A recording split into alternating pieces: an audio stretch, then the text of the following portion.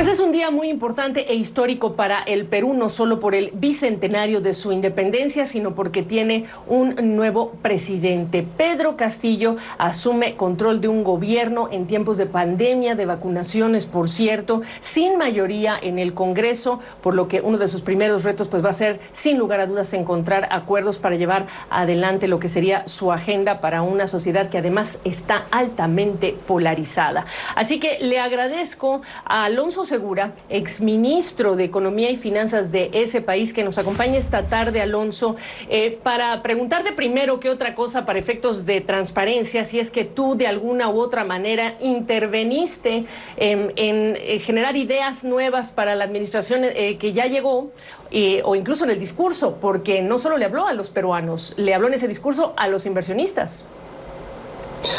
Sí, bueno, gracias por la invitación primero, Gabriela, y no he tenido ningún tipo de participación en el discurso.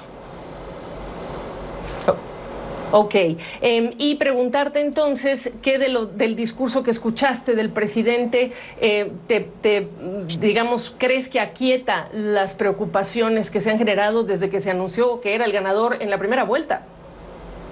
Sí, mira, creo que hay un poquito de los dos, ¿no? Ha ratificado algunos mensajes que ya vino dando tras la segunda vuelta con respecto a algunos postulados que tenían en el ideario original sobre que no va a haber expropiaciones, por ejemplo, que no va a haber controles de cambios. Creo que eso da tranquilidad.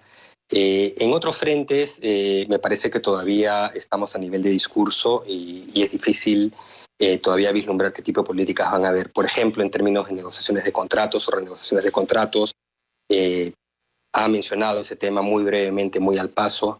Evidentemente siempre es posible renunciar a algún contrato, pero hay maneras de hacerlo, ¿no? Sobre el tema constitucional, la Asamblea Constituyente, a lo que ha despertado digamos, mucha ansiedad acá en el país y en inversionistas, ha insistido en que quieren ver una Asamblea Constituyente, pero también ha indicado que irían por el camino que manda la Constitución, que es a través del Congreso, ¿no? Entonces en el Congreso tendrá que discutirse.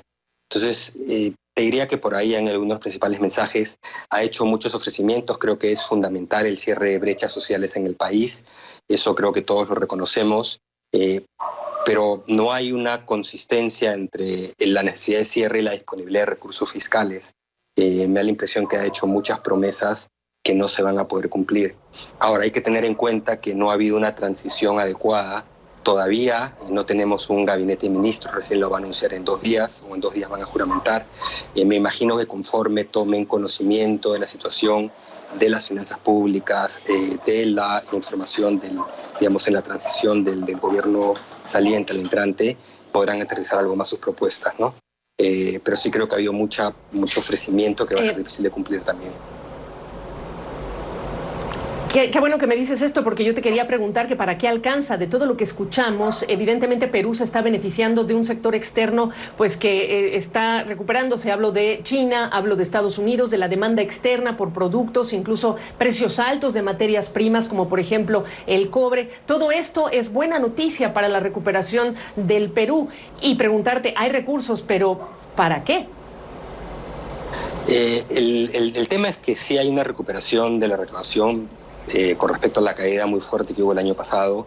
Ciertamente buenos precios de materias primas, particularmente el cobre, ayudan al Perú, pero la recaudación tributaria de partida es baja en el Perú, es una de las más bajas de América Latina, y lo que ha hecho es anuncios de proyectos de infraestructura muy grandes, de programas sociales importantes. Es decir, si vamos sumando todo lo que he ofreciendo, no solo transitoriamente en la reactivación, digamos, de los próximos 12 meses, sino como gasto permanente, me da la impresión de que no es posible cumplirlo, ¿no? Nuevamente, hay que señalar que no tiene todavía un gabinete, no tienen toda la información, eso va a haber que aterrizarlo. El otro tema con respecto a la parte fiscal es que la inversión privada es muy importante en Perú. El 80% de la inversión en el Perú es privada. Por eso es la importancia de dar confianza. Ese va a ser el principal dinamizador de la economía y de generación de ingresos para tener más gasto público, ¿no? Y no todo es plata, también hay que mejorar políticas públicas, calidad de gasto, sobre eso no ha habido mucho. No ha dicho mucho. Alonso Segura, se nos acaba el tiempo y te quiero decir, Castillo llega representando a Perú Libre, invitado como candidato a participar en la elección, pero este es un partido que se define abiertamente de izquierda, marxista y comunista. Preguntarte, ¿se convertirá Pedro Castillo en lo que después se convirtió Ollanta Humala? Tú estuviste participando como parte del gabinete, como ministro de ese presidente que también generó nerviosismo, pero no venía de un partido que abiertamente se declaraba comunista. ¿O les va a quedar mal? Mira, es difícil responder eso. Yo creo que todavía está, recordemos que Pedro Castillo es un invitado de este partido Perú Libre que se dice abiertamente, digamos, marxista-leninista. Él tiene en principio otras ideas, pero es prematuro poder saber si se va a tirar más hacia el lado, digamos, de izquierda o hacia la moderación de centro, como lo hizo Ollanta Humala, ¿no? Vamos a saber un poco más cuando conozcamos la composición de su gabinete y las primeras medidas de política pública, ¿no?